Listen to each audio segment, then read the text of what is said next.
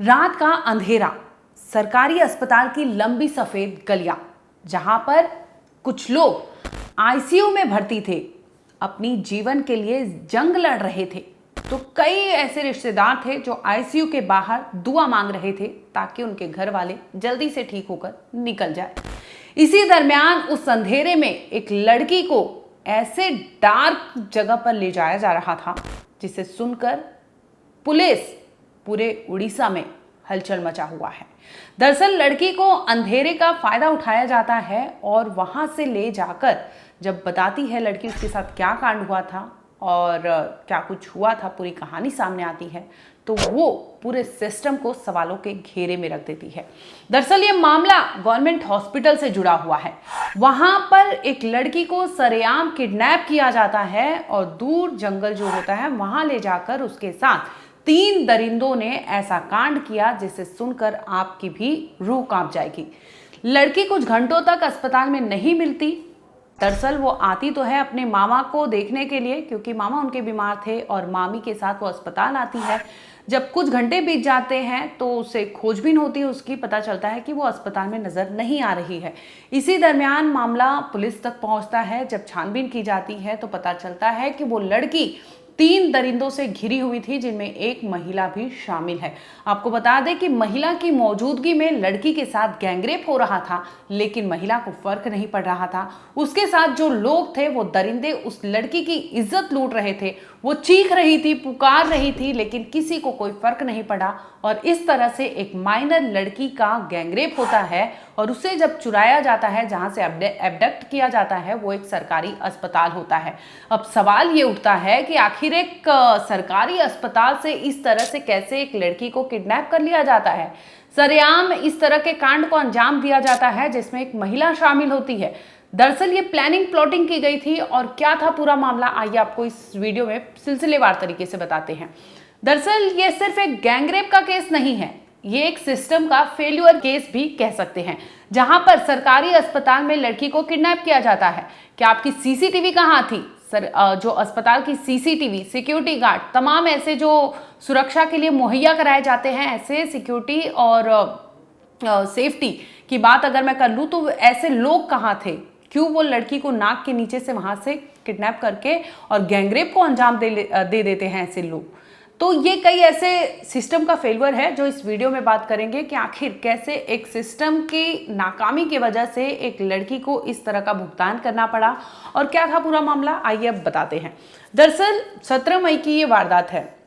लड़की अपने मामा, क्योंकि उनके मामा बीमार चल रहे थे, तो मामी के घर आती है। अपने मामा का अस्पताल जाना आना रहता था तो उसे लगता था कि उनकी हेल्प हो जाएगी और इसी वजह से वो वहाँ पर आती है। अब अस्पताल में जाती है मिलने के लिए मामा से और तभी कुछ घंटे बाद उसका अता पता नहीं चलता, जिसके बाद सूचना पुलिस को दी जाती है। वो लोग सीसीटीवी की ओर भी दौड़ते हैं कि पता लगाया जा सकते कि वो है कहाँ, लेकिन कोई भी अता पता उसका नहीं चल रहा था। जब पता चलता है तो ये कि जंगल में 3 दरिंदे उसे घेर कर उसकी गैंगरेप किए थे, उसकी इज्जत लूटे थे। दरअसल लड़की जब सामने आती है और चाइल्ड वेलफेयर कमेटी को लड़की को ले जाया जाता है, जहां पर उसकी काउंसलिंग ये सब हो सके ताकि वो बता पाए कि हुआ क्या था।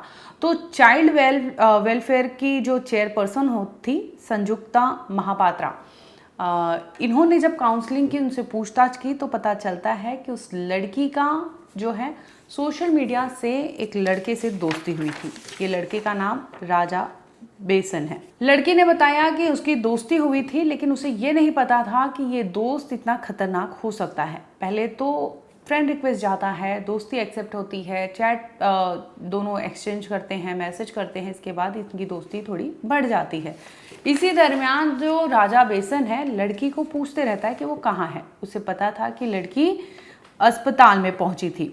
ये मामला जो है झारसुगुड़ा डिस्ट्रिक्ट के हेडक्वार्टर हॉस्पिटल की बात मैं कर रही हूँ। उसी हॉस्पिटल से इस लड़की को चुराया गया था या फिर किडनैप किया गया था।